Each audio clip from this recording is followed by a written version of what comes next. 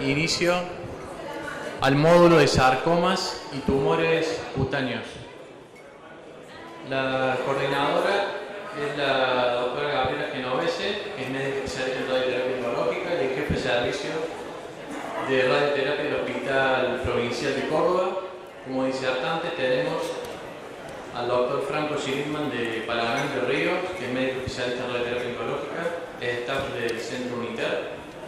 Tiene un máster en tecnología avanzada en radioterapia España y especialista en oncología radioterápica en España.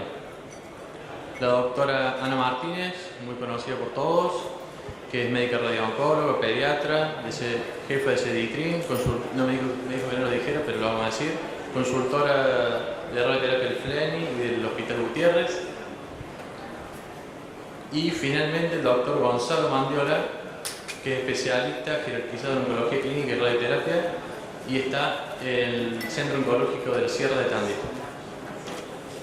Luego, como panelistas, tenemos el doctor Marcos Gari Serra, que es médico especialista en ortopedia oncológica del Hospital Universitario Austral, actual presidente de la Sociedad Latinoamericana de Tumores Musculoesqueléticos, expresidente de la Sociedad Argentina de Ortopedia Oncológica.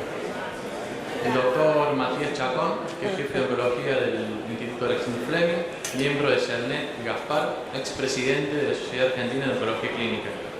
Y el doctor Pablo Marenco, médico radiooncólogo del Servicio de Radioterapia del Hospital Rojo y CETAC Juncal, y docente del Departamento de Patología de la Facultad de Medicina de la Universidad de Buenos Aires. Doctor Franco Schilingmann, por favor. Bueno, yo soy Franco Schilingmann, como dijo el doctor Fernández, soy de Paraná Entre Ríos, de UNITER. Agradezco a Satro por la invitación y al doctor Fernández por tomarme en cuenta por esto. Vamos a comenzar, son varias diapositivas, así que trataré de cumplir con el tiempo. Bien. El primer abstract es de la doctora Ashley Guadagnolo del Instituto MD Anderson. Es un estudio prospectivo de una sola rama de radioterapia preoperatoria de 42.75 Gray en 15 fracciones para sarcomas de tejidos blandos de troncos y extremidades. Como conflicto de interés, la doctora es empleada y trabaja en el MD Anderson. A modo de introducción, sabemos que el estándar para radioterapia preoperatoria en sarcomas es de 50 grays en fracciones de 2 en 5 semanas. Tiene un control local que va entre el 85 y 95%. Pero las complicaciones mayores de la herida de este esquema es del 35%. Hay un reciente interés en tratamientos hipofraccionados, por lo tal, ellos propusieron hacer una investigación probando una dosis hipofraccionada que radiobiológicamente sea equivalente, que era de 42.75 Gray en 15 fracciones, 3 semanas, y ver si este esquema confería un mayor riesgo de complicación de la herida. Asumiendo que el alfa-beta para sarcomas va entre 3 y 5, si hacemos una equivalencia de dosis para fracciones de 2 Gray, este esquema propuesto nos da una dosis que va entre 48 y 50 Gray.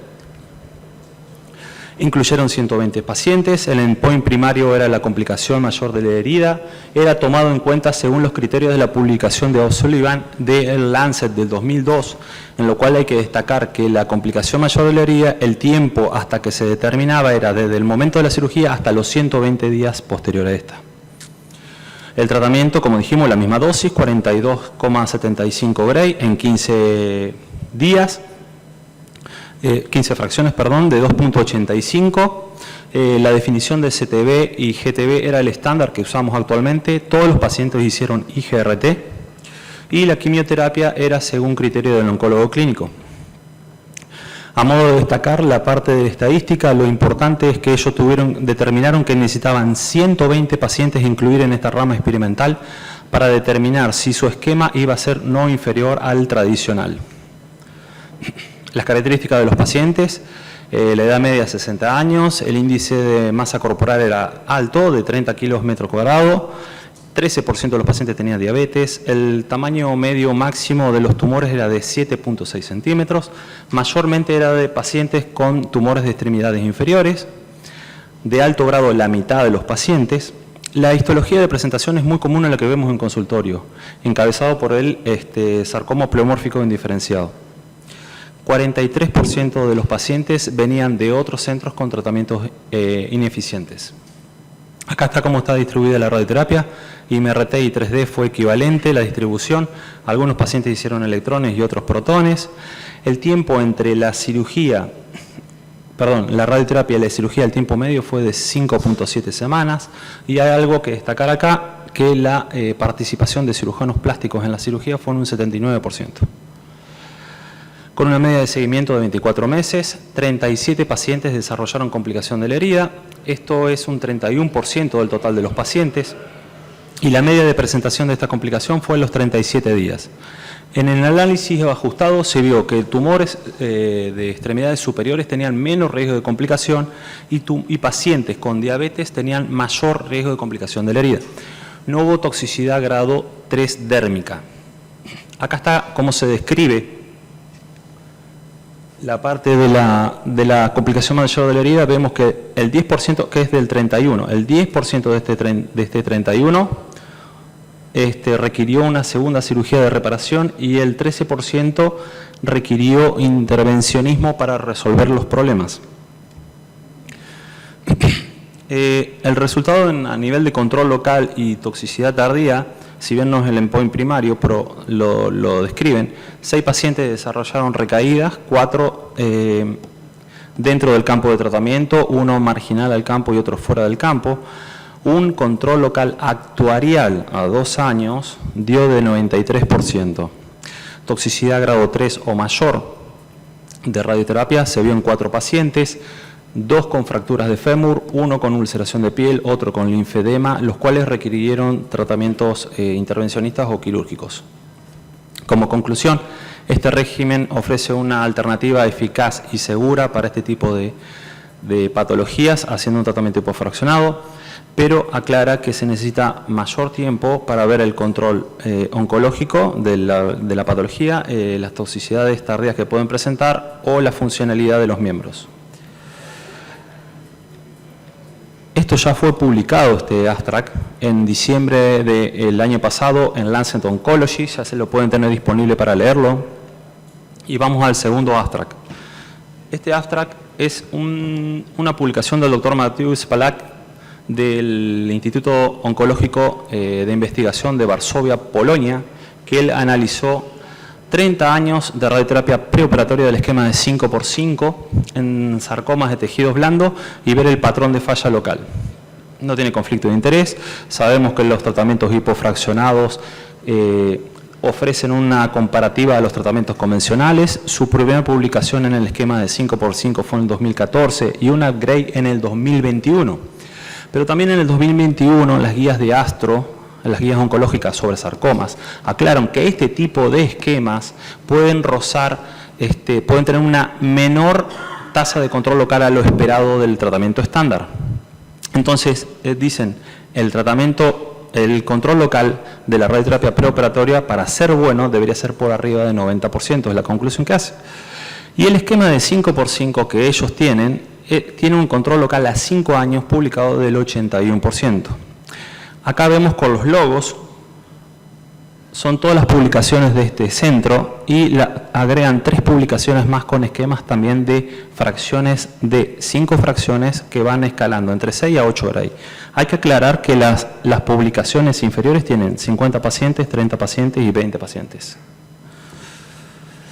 Acá está la descripción del doctor de todos los esquemas.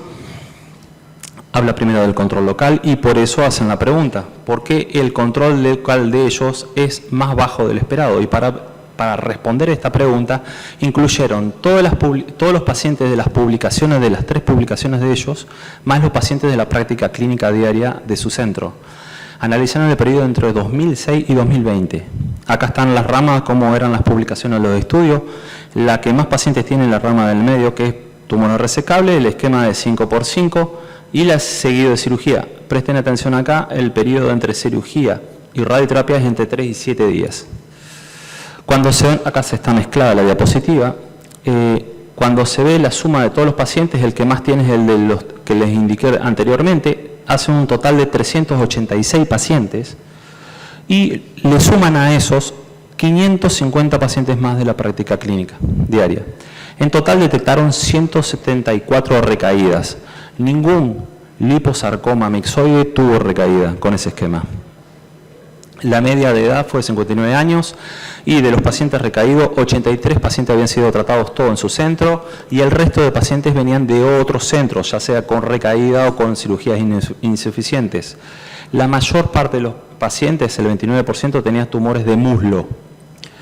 El tamaño medio 8 centímetros, grado 2 o 3, 83%. No había tan avanzado, eran los tumores, no tenían tumores tan avanzados, perdón. Ahí ve lo del tamaño. Y lo que destaca es el corto gap a la cirugía en un 98% de los pacientes recaídos. Pero ellos aclaran que la mayoría de sus pacientes no tenían gap, terminaban la radioterapia y se operaban. Entonces, esa es la diferencia con las otras publicaciones, que la publicación de más pacientes no tiene gap con respecto a las otras. Las otras normalmente esperan entre 4 a 6 semanas post radioterapia y ellos inmediatamente lo operaban. Algunos pacientes hicieron quimioterapia, un 28% de los que recaían habían tenido radioterapia, y se pregunta si es radiosensibilizador. Sí, porque ellos tienen una publicación de esto, que usaron ifosfamida, doxorubicina en un esquema, el esquema de 5×5, y 2 ciclos más de la misma quimio, esperaron 6 semanas y hicieron la radioterapia. Hicieron la cirugía. Lograron un buen control local del 93% a 2 años, pero una baja sobrevida por una gran cantidad de metástasis a distancias. La distribución de la histopatología era igual a la presentación habitual, primero el sarcoma pleomórfico indiferenciado, las técnicas más 3D que MRT, ellos refieren que era baja la tecnología en radioterapia, y esto es importante para ver, lo más importante de la diapositiva. La recaída en el campo de tratamiento fue el 86%, el 14% borderline. Esto sugiere que hay una inadecuada dosis dentro del campo de tratamiento. Las recaídas tardías, esto lo pasamos rápido, 65% de los pacientes se pudo rescatar con cirugía o amputación. Y acá está lo que decíamos de las dosis, la radiobiología. El esquema tradicional de 50 Gray, para un núcleo de 2, el alfa beta que sabemos de sarcoma que es entre 3 y 5, si vemos el esquema de 5×5 y hacemos ordenamos las dosis según el alfa beta, vemos cómo respectivamente van dando las dosis, 40 a 35.7 D, lo cual es baja la dosis. En cambio, ya aumentando un Gray por fracción, ya las dosis se aproximan más a los estándares que hacemos preoperatorio. Entonces, acá el doctor aclara que las publicaciones que no son de ella, que usan el esquema de 6 Gray y de 7 Gray, tienen mejor control local y los considera los mejores. Este esquema no lo considera aceptable por la gran cantidad de amputaciones que tuvo. Entonces, como conclusión principal, 5×5 es muy bajo, 5×8 es demasiado, y las recomendaciones para estudios científicos o la práctica clínica, ellos recomiendan 5 fracciones de al menos 6 Gray por fracción. 5×8 es demasiado. 5×5 se puede considerar para liposarcomas mixoides. El gap entre la cirugía es obviamente preferido, hay que hacerlo, y la técnica preferida es MRT. Muchas gracias.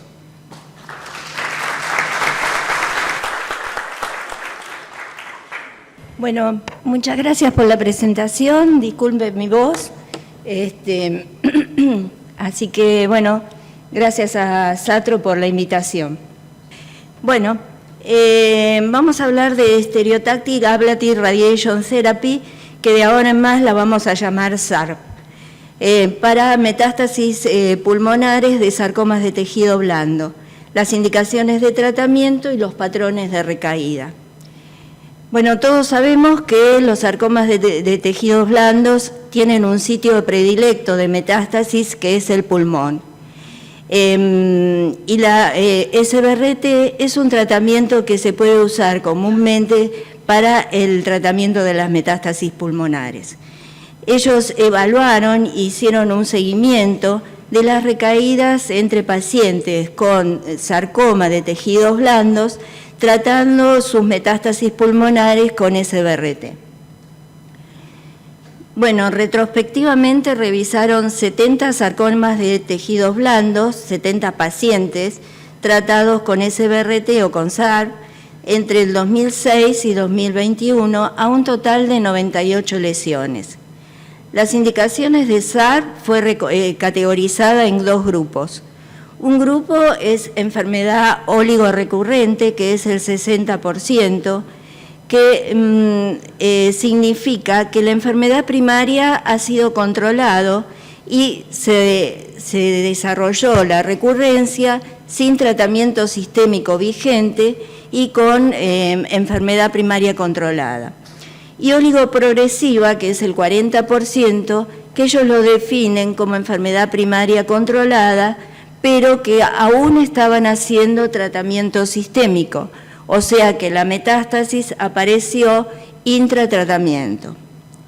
Los fraccionamientos y los esquemas de dosis más comúnmente utilizados fueron dos: de 50 Grays en 4 fracciones, en 70 lesiones, 69%, y luego 70 Grays en 10 fracciones, en 26 lesiones, el 25%. Se evaluó la distribución, la recurrencia local en el tiempo de metástasis a distancia o recurrencia a distancia, la sobrevida libre de progresión, la sobrevida global, y se utilizó el método de Kaplan-Meier. Bueno, acá vemos que cuando las metástasis a distancias aparecen, es un factor pronóstico de sobrevida de mal pronóstico. Y también en estas curvas ellos evaluaron qué valor tiene la enfermedad sistémica controlada tanto en la sobrevida libre de progresión como en la sobrevida global. ¿Qué valor tiene la enfermedad sistémica controlada? Sí, es importante que en el momento que aparece la metástasis pulmonar, la enfermedad sistémica esté controlada, y es la curva verde que vemos que como factor pronóstico favorable. Y otra cosa que evaluaron, que también fue factor pronóstico, es el tratar todas las metástasis pulmonares o tratar algunas. Siempre el tratar todas las metástasis pulmonares tiene un factor pronóstico favorable tanto en la sobrevida libre de progresión como en la sobrevida de metástasis a distancias. Los resultados a 5 años, el control local, la sobrevida libre de progresión y la sobrevida global de todos los pacientes en este estudio fue de 94, 21 y 33%. Los pacientes que tenían enfermedad sistémica controlada en el momento de realizar la SARP tenían mejor sobrevida global y mejor sobrevida libre de progresión. Es conveniente o es mejor para el paciente tratar todos los sitios de metástasis pulmonar en un solo tiempo o en tiempos cercanos, y no tratar parcialmente unas y dejar otras.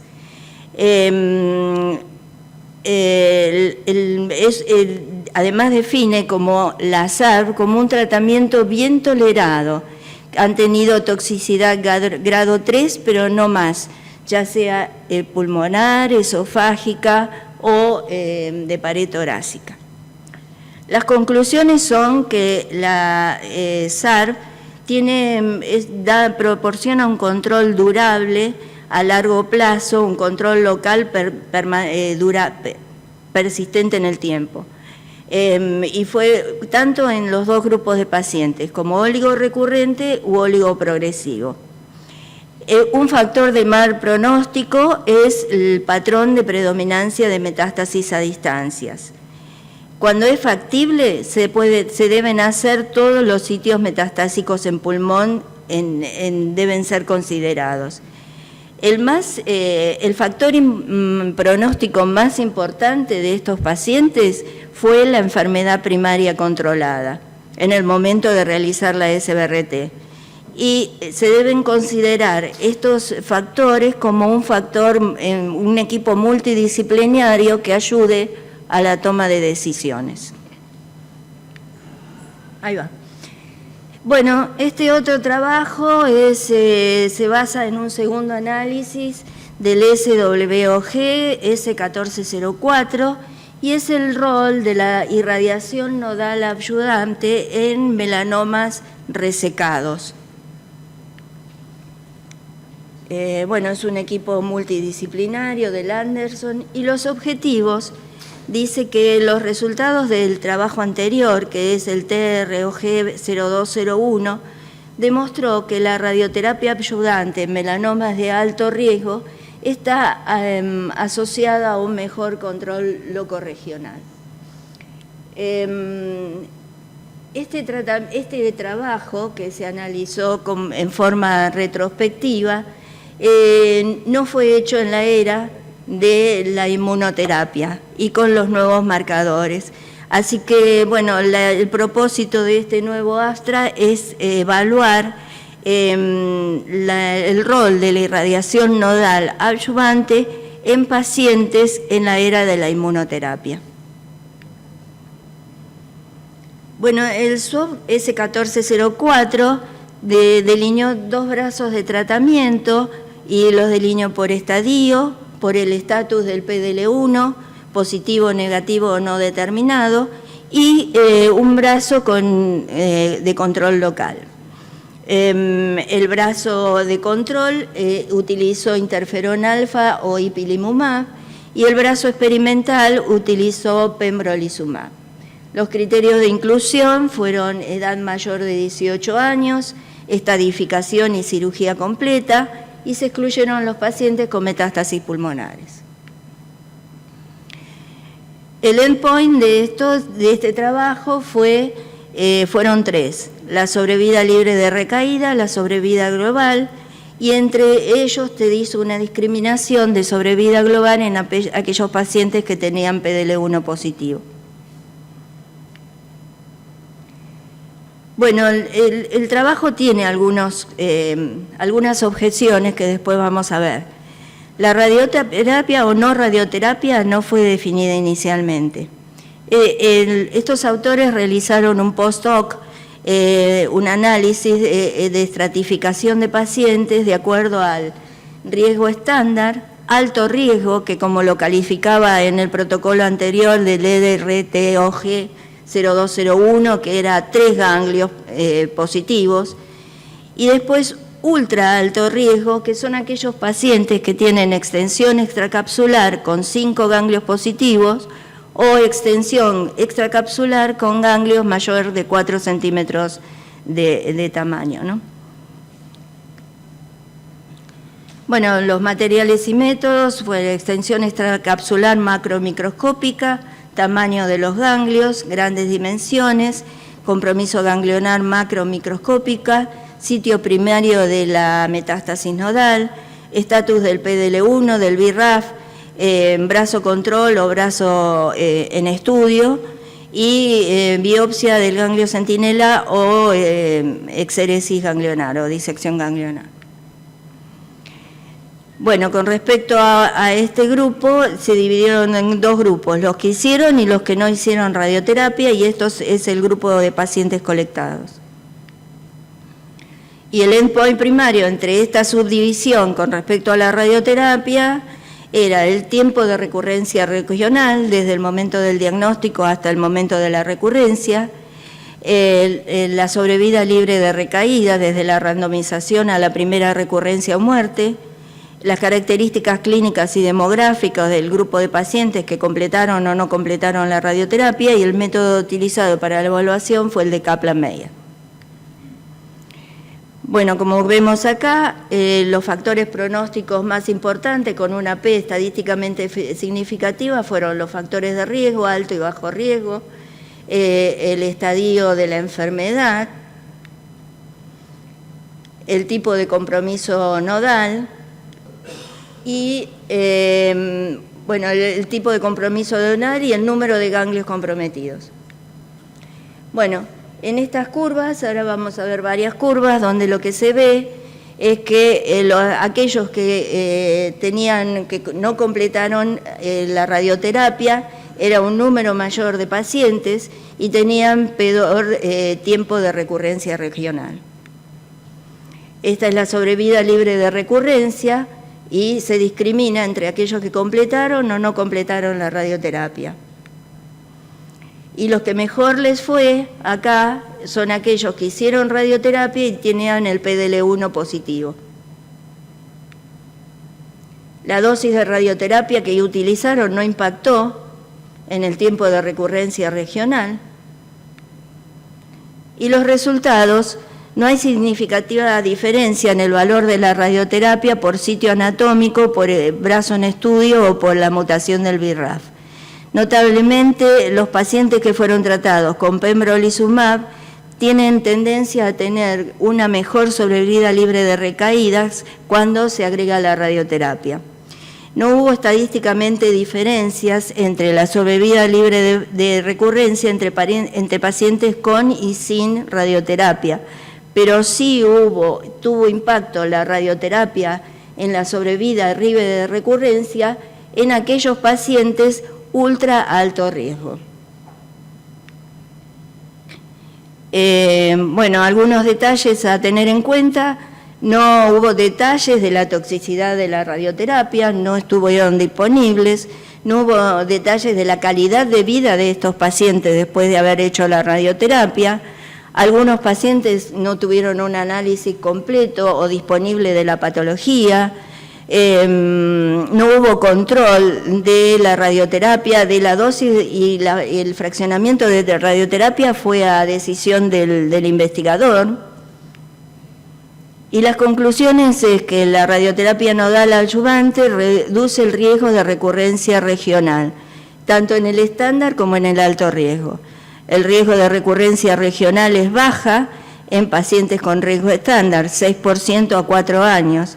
Es controvertido la magnitud del beneficio de la radioterapia en los de alto riesgo y sí se debería considerar el uso de la radioterapia en pacientes con compromiso nodal macroscópico, con extensión extracapsular o con una gran carga tumoral. Bueno, muchas gracias.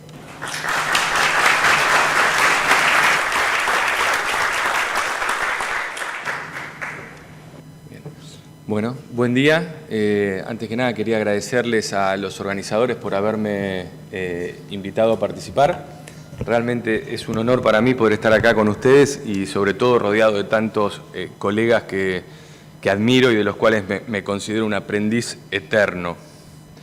Bueno, el trabajo que les voy a presentar hoy es la experiencia del grupo australiano liderado por el doctor Andrew con el uso de BIMAT para el tratamiento de cancerización de campo más tumor invasivos primarios de piel. Bueno, ¿qué se conoce con el término de cancerización de campo o lecho de cancerización? Se define como el área que se encuentra adyacente al tumor primario y presenta cambios preneoplásicos, fundamentalmente a nivel mutacional, ¿sí? Siendo clínica y morfológicamente silentes. Esto es de suma importancia porque a partir de este concepto pierde significación clínica la definición de márgenes quirúrgicos negativos que nos plantea el patólogo y un poco dar respuesta a esa situación que vemos todo el tiempo en el consultorio cuando el paciente nos dice, doctor, ¿por qué esto me volvió si el cirujano me dijo que sacó y limpió todo? Bueno, la respuesta a eso tiene que ver con la existencia de cancerización de campo en distintos tejidos. Este término actualmente este mes está cumpliendo 70 años, se acuñó por primera vez en el 53 por el doctor Slaughter, que era un cirujano oncológico. Por primera vez lo observó y lo publicó en orofaringe, después vio que esto se veía en otros tejidos como esófago, estómago, colon y bueno, finalmente piel, que es el tema de abordaje del día de hoy. Con respecto a ella, sabemos que el principal agente agresor carcinógeno son las radiaciones ultravioletas, junto con otros factores de riesgo como la inmunosupresión, los fototipos claros y la exposición solar crónica. Ahora bien, ¿cómo sabemos cuando tenemos un paciente dentro del consultorio que este paciente tiene enfermedad de campo o cancerización de campo? La sinonimia clínica o el reflejo clínico de la existencia de este proceso es la presencia de queratosis actínica.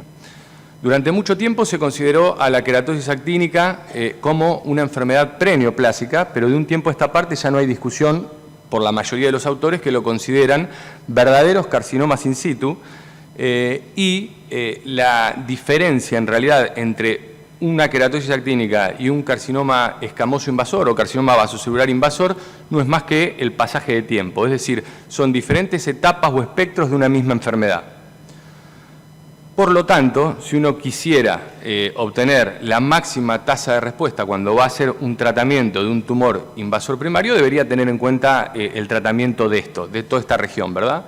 Entonces, actualmente la importancia de la queratosis actínica desde el punto de vista epidemiológico es tal que el 60-80% de los hombres americanos de más de 60 años poseen algún grado de queratosis actínica, y de un 0,2 a un 20%, con un promedio de 10, van a tener transformación maligna a carcinoma escamoso invasor, carcinoma vasocelular invasor o similar.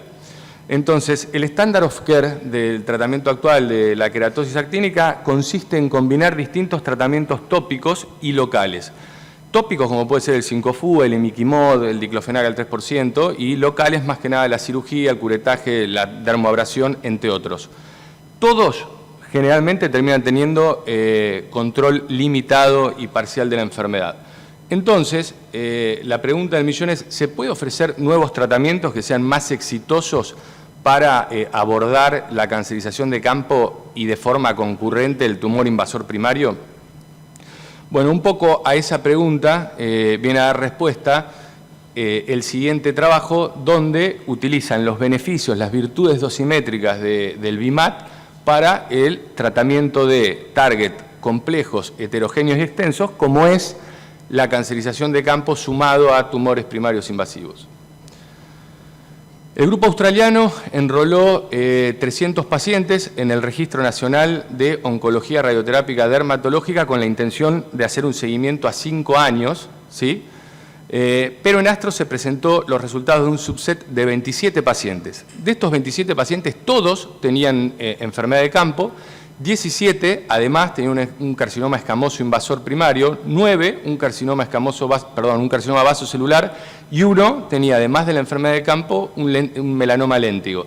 El promedio de edad eran 75 años, el 80% de los pacientes había presentado 3 o 4 tratamientos tópicos locales con fallas. La dosis de prescripción era de 45-50 Gray a lo que era la cancerización de campo y se busteaba hasta 60 a lo que era la enfermedad primaria.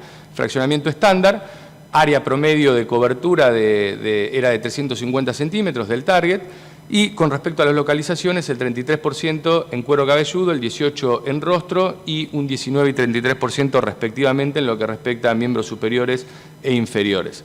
El follow-up fue a 3, 6 y 12 meses y los resultados los siguientes. Se encontró un 88% de éxito y mantenimiento clínico en lo que respecta a la enfermedad de campo, y la definición de éxito clínico consistía en considerar la desaparición del 90% de la misma. Hubo un 96% de respuesta completa con respecto a la enfermedad invasora primaria, los resultados cosméticos fueron excelentes, y hubo un 4% de recurrencias locales y un 15% de generación de nuevas lesiones primarias. Un dato a destacar es que no hubo diferencias entre los subgrupos que habían interrumpido el tratamiento por toxicidad o bien porque algunos pacientes dentro de su protocolo tenían interrupciones planificadas, con respecto al grupo que había hecho el tratamiento de forma continua, lo cual invita a pensar que se podrían diseñar nuevos protocolos en un futuro cercano, bajando la dosis final de tratamiento y por lo tanto la toxicidad también. Este es un ejemplo concreto, el trabajo original traía varios, por una cuestión de tiempo voy a presentar solo este. Vemos un paciente de 79 años, esto lo hemos visto todos alguna vez dentro del consultorio. Vemos cómo tiene el cuero cabelludo con sus queratosis actínica, su típica enfermedad de campo, fototipo claro, y a la derecha el carcinoma escamoso invasor primario. A este paciente se lo trató con 45 Gray a lo que sería la zona de enfermedad de campo, al cuero cabelludo, y se busteó hasta 60 la enfermedad primaria, ¿sí? Tuvo respuesta completa y sin recurrencias. Bueno, ya vemos de izquierda a derecha la planificación. A mitad de tratamiento, un eritema grado 1, y 6 meses después del tratamiento, incluso ahí a nivel de donde estaba el carcinoma escamoso, quedó la F de fin. O sea, anduvo bárbaro este paciente. Y bueno, finalmente concluimos que VIMAT o arcoterapia es una excelente opción terapéutica cuando existe enfermedad severa, sobre todo en pacientes que están exhaustos de venir de múltiples tratamientos, no desean la opción quirúrgica y prefieren alternativas no invasivas.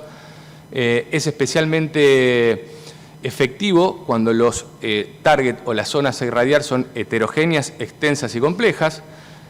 Tiene un perfil de seguridad aceptable y reacciones cutables fácilmente manejables, y actualmente está en curso una actualización de los resultados a 24 meses para ver si luego de 2 años se mantiene todavía los mismos resultados que a los 12 meses, que fueron muy buenos. Bueno, muchas gracias.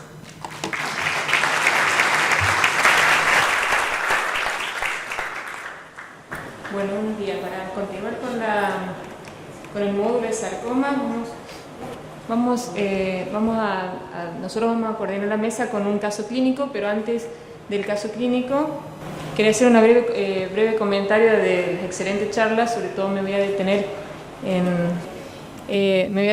en este estudio que, como bien dijo Franco, ya fue publicado en diciembre del año pasado en la revista Lancet, que, como sabemos, la casuística de sarcoma no nos permite tener muchos trabajos prospectivos o randomizados fase 2 o fase 3, sino que tenemos por el momento que es uno de los mayores estudios prospectivos de las 2 últimas décadas, donde incorpora este hipofraccionado moderado, que es lo que claramente todos estamos utilizando en el momento, buscar en las patologías hipofraccionar. Y parece ser un hipofraccionado moderado con muy buenos resultados y promisorio, que, como se dijo, tiene muy poca tasa o comparable la tasa de complicaciones de la herida al régimen convencional de 2 a 50, y por lo que en el seguimiento de los 2 años la sobrevida libre de recurrencia rocal también es similar al régimen convencional,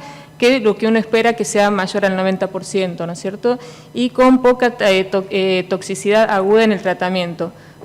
Porque si vemos todos los otros estudios que también se presentaron, con los hipofraccionamientos extremos del 5-5, el control local no es el adecuado ni el esperado, con controles locales mucho más bajos del régimen estándar, y con el seguimiento a 13 años del estudio polaco tampoco con mejorías en el control local.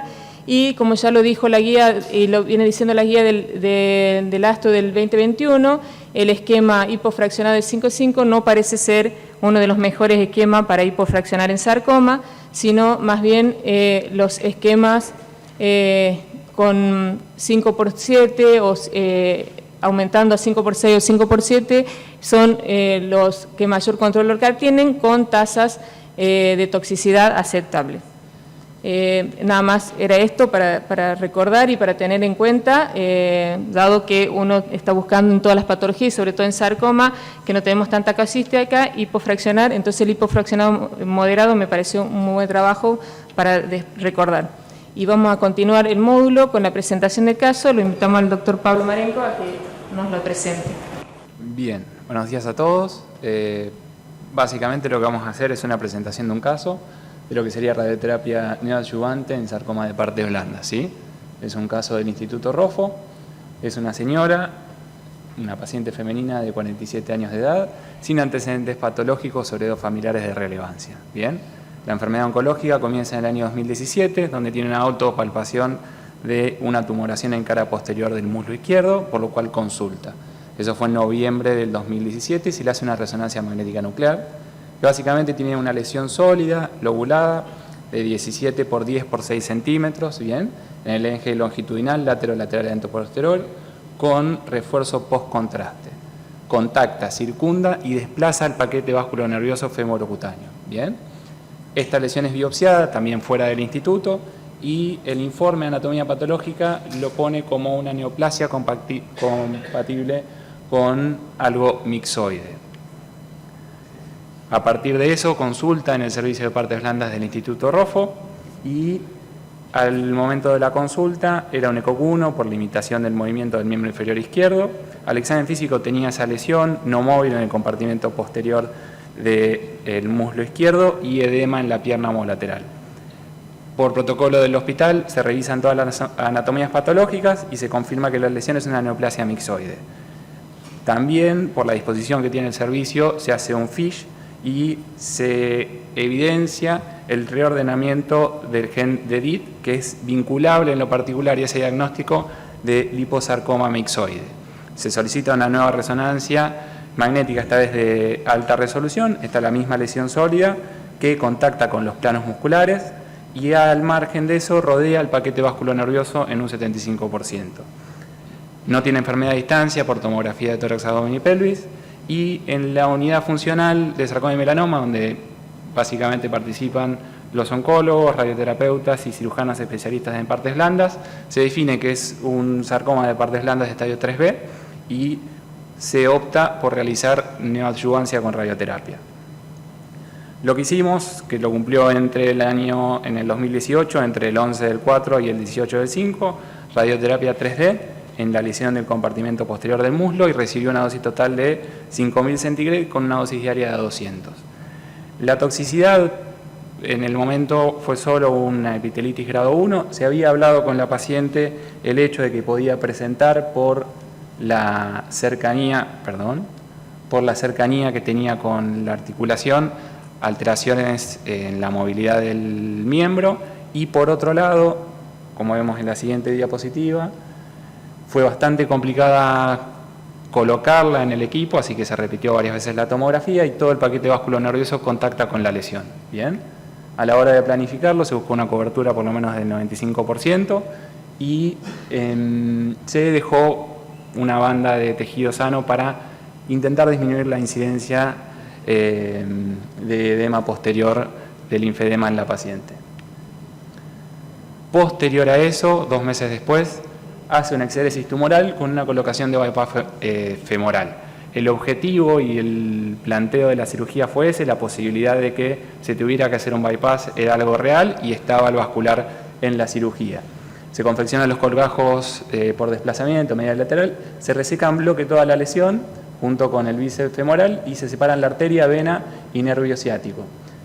Por la respuesta patológica que había tenido la lesión, no fue necesario realizar el bypass. Bien, y en el postquirúrgico no tiene complicaciones agudas, la cicatriz no presenta dehiscencia y en la anatomía patológica es una pieza bastante grande que se ve que tiene una reducción de 19 centímetros a 11 con márgenes negativos. Lo interesante es que a nivel microscópico lo que ofrece es que los cambios secundarios que tiene la radioterapia es la pérdida del componente de alto grado que tiene la lesión. Esto es un factor de buen pronóstico, en particular en liposarcomas mixoides, donde pierde ese componente redondo celular y presenta una maduración a adipocitos normales, para decirlo de alguna manera, y en el fondo hialinización. En el Ateneo Funcional de Sarcoma y Melanoma, después de la cirugía, en el año 2616, hay un error mío, les pido disculpas, se decide no realizar quimioterapia adyuvante, en parte por la estirpe celular que tiene la lesión y el grado de respuesta tumoral que tiene. A la actualidad, el último control que tuvo la paciente con resonancia magnética fue en julio del año pasado y lleva 36 meses libre de enfermedad. A largo plazo, la funcionalidad del miembro está conservada, ¿sí? No afecta la calidad de vida de la paciente, deambula con reducción de la movilidad, pero sin linfedema. Muchas gracias.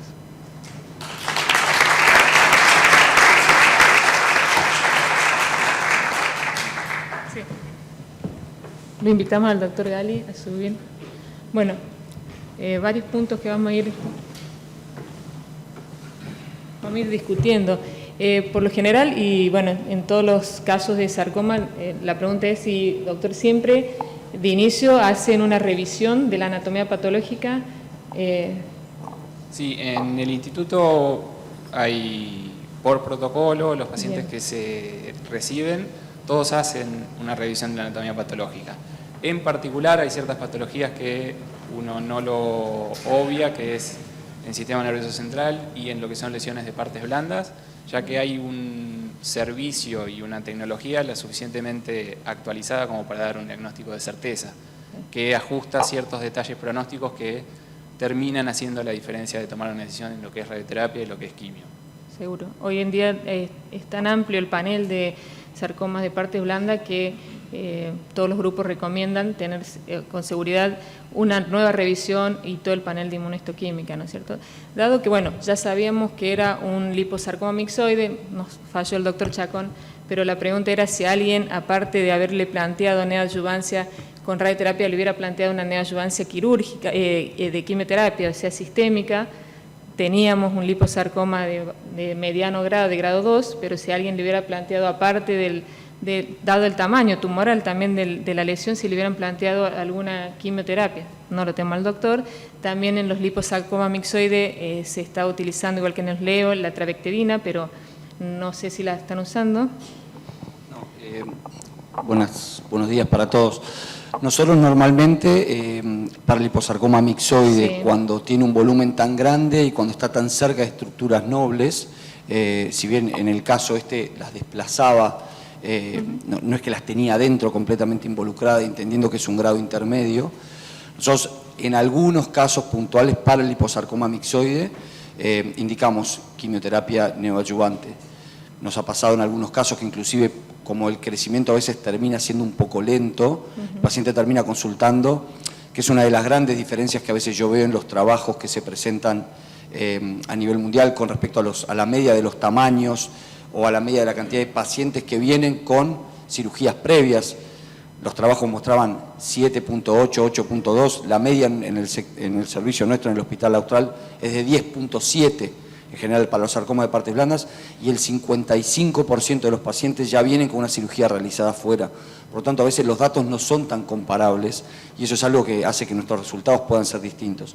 Pero con respecto al mixoide, a veces involucra el fémur, puede estar rodeando el fémur por completo, entonces a veces eso, como sabemos que tiene buena respuesta y reduce mucho en el tamaño, lo hacemos.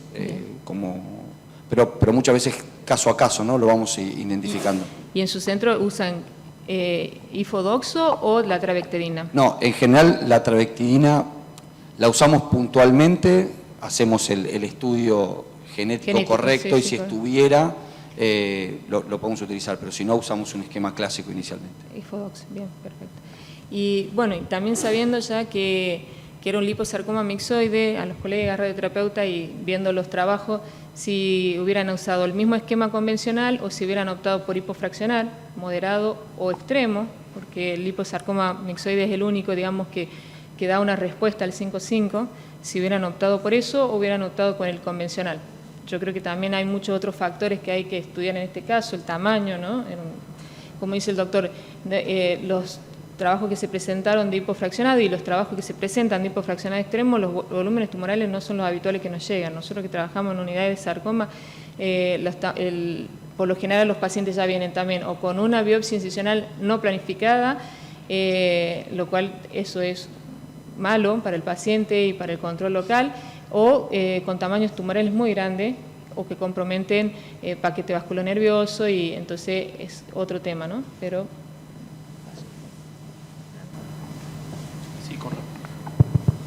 Sí, con respecto al tratamiento, ¿qué me usaría? Bueno, se vio en lo que se presentó el fase 2, este estudio demostró que la complicación de la herida no es mayor, o sea que el tratamiento hipofraccionado moderado no implica un mayor daño y complicación de la herida.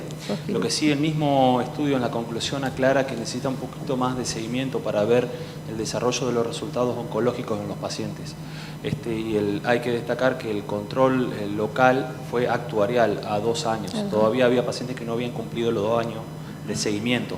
Es prometedor el esquema, se podría llegar a contemplar para pacientes que necesitamos resolver rápidamente su caso, podría ser contemplado, y el liposarcoma mixoide es el tumor más radiosensible que tenemos en la anatomía patológica de esto. bien. Doc, y bueno, otro tema que siempre estamos los radioterapeutas, si es la pre o la post, ¿no? La indicación, y sabiendo las tasas que tenemos, por el momento las tasas de complicaciones agudas de la preoperatoria que no superan los 35%, ¿a ustedes qué prefieren? Porque realmente para nosotros, más allá de las guías, más allá de las indicaciones de las guías del astro, que es preferentemente la pre, si vamos a llegar a una resección R0, pero ustedes como cirujanos, ¿qué es lo que ven y qué es lo que ven también? Porque nosotros en la casuística no vemos mayores complicaciones de la herida postoperatoria con la radioterapia preoperatoria, pero a lo mejor ustedes sí están viendo algo que nosotros no vemos. Yo la verdad que como cirujano la realidad, honestamente quiero lo mejor para el paciente y que el paciente ande bien. Y la realidad es que nosotros y a mí me gusta más la radioterapia preoperatoria porque entiendo que después todo ese tejido irradiado, la mayoría de las veces resecamos casi todo por completo cuando hacemos la cirugía, sobre todo con las tecnologías más nuevas que hay. Pero la realidad es que es cierto que las complicaciones de la herida se ven y un 35%, si bien parece un número, es un montón.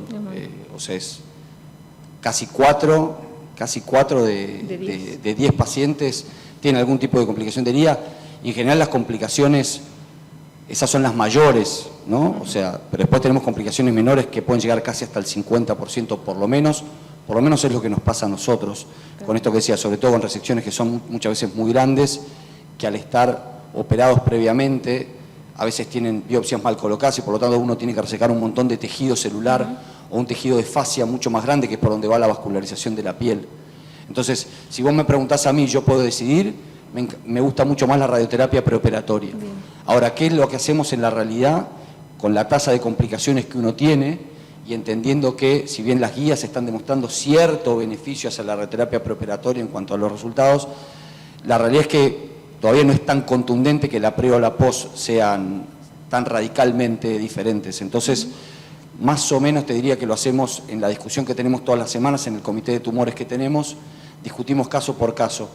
Y si vemos que el tumor está cerca de estructuras nobles, que por la histología va a tener una buena respuesta, intentamos, o que es muy profundo y que vemos que con la radioterapia vamos a tener un mejor margen, generalmente le indicamos radioterapia preoperatoria, que en la mayoría de las veces lo es preoperatoria. Y si vemos que ninguna de esas cosas puede pasar, o porque el tumor está bien confinado dentro de un músculo y creemos que vamos a poder sacar el músculo completo y que no vamos a tener mucho problema con el margen, porque tal vez tuvimos la suerte de que es un tumor chico, pequeño y tiene un muy buen margen anatómico, en esos casos puntualmente, según la histología, si hay que hacer quimioterapia o no neoadyuvante, eso también lo discutimos. A veces esos pacientes son los que por ahí hacemos radioterapia postoperatoria porque entendemos que vamos a tener un buen margen quirúrgico y después el lecho que vamos a irradiar va a ser más pequeño y no es tanto el tejido que va a quedar irradiado en el cuerpo. No sé si se entiende la idea, pero más o menos eso es lo que hacemos a grandes rasgos, pero después siempre lo mejor para el paciente, cada caso individualmente decidiendo, pero entendiendo que siempre la neoadyuvancia o la adyuvancia siempre para sarcomas de alto grado, profundos y de mayor de 5 centímetros tiene que estar indicada. Exactamente, sí, no, sin duda.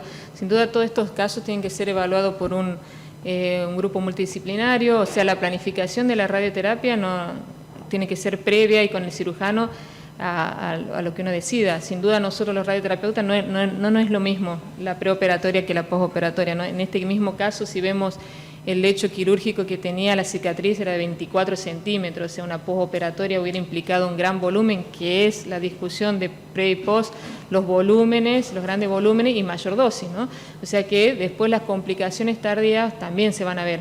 Sí, y un comentario con eso, que justo el caso que mostraba el doctor, que hay uno de los trabajos que lo nombró, el tema de las fracturas patológicas, que es que la fractura patológica por radioterapia, calculo que ya todos lo deben saber, pero para nosotros es una catástrofe. Exactamente. El paciente podemos hacer una cirugía espectacular como equipo, digo, porque el radioterapeuta forma parte del equipo y los oncólogos y demás.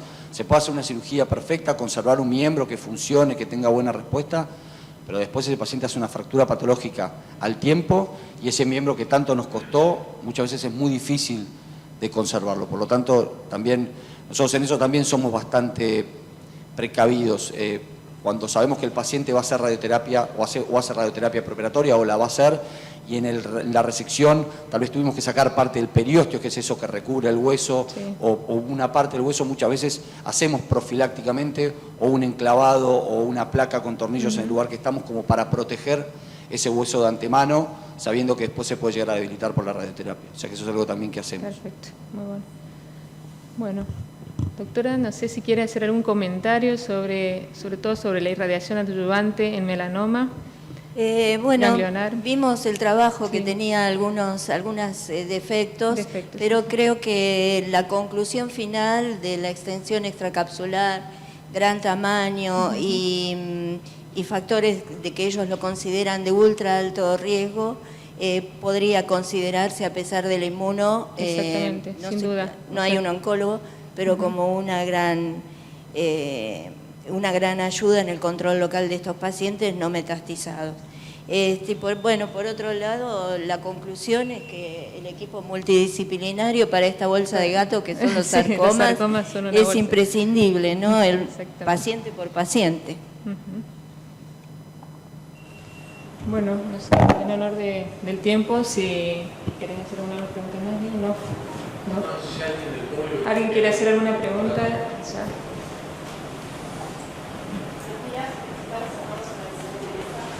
Tengo dos preguntas. ¿Ahora se escucha? Sí. Felicitarlos por la excelente mesa y por incluir a sarcomas en este tipo de eventos, que no es lo más común. Tengo dos preguntas. Una para la mesa. Nosotros en Uruguay también tenemos una unidad multidisciplinaria que se llama UPOME, Unidad de Patología Oncológica Musculoesquelética, en donde todos los viernes se discuten este tipo de casos. Utilizamos los mismos criterios para adyuvancia o adyuvancia, como dijo el doctor, compartimos exactamente los mismos criterios. Tengo una pregunta sobre el liposarcoma mixoide, sobre el caso clínico. Hay algunos estudios fase 2, hay un par de estudios fase 2 que hablan de, como es tan sensible a la radioterapia, de utilizar menos dosis, 36 Gray en 18 fracciones. Quería saber si alguno de ustedes tiene experiencia en eso. Nosotros por lo general utilizamos 50, pero quería saber si hay alguna experiencia en ese sentido. Y la otra pregunta es para la doctora Ana Martínez, sobre hacer SBRT en metástasis pulmonares a dosis ablativas. Quería saber, porque a nosotros esos pacientes no nos llegan por lo general. Y si nos llegan muy pocos, con una lesión, 2 lesiones máximo. Entonces quería saber si en el trabajo se habla de un volumen máximo de las metástasis o un número a tener en cuenta. No lo menciona. El número de lesiones a considerar en el trabajo no lo menciona. Lo que sí menciona los beneficios de tratarlas todas en el mismo tiempo. Pero no habla del número de lesiones. Pero supongo que entre 4 y 5 lesiones es tolerable. Sí, como concepto oligometastásico, sí.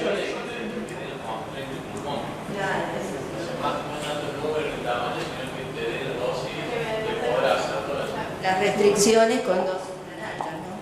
Claro, ver las restricciones del pulmón y los órganos sanos.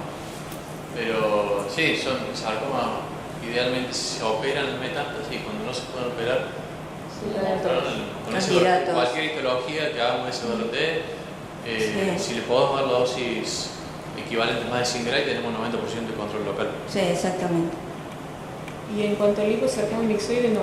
Nosotros, si vamos a irradiar un liposarcoma mixoide, o estamos haciendo el esquema convencional o de última un esquema y un hipofraccionado moderado a 15 fracciones, pero el de 18 no, el de 36 no. Bueno. ¿Hay alguna otra pregunta del auditorio? Si no, bueno, damos como concluir el módulo de sarcoma y tumores cutaneos. Damos por finalizado, muchas gracias a todos. Gracias.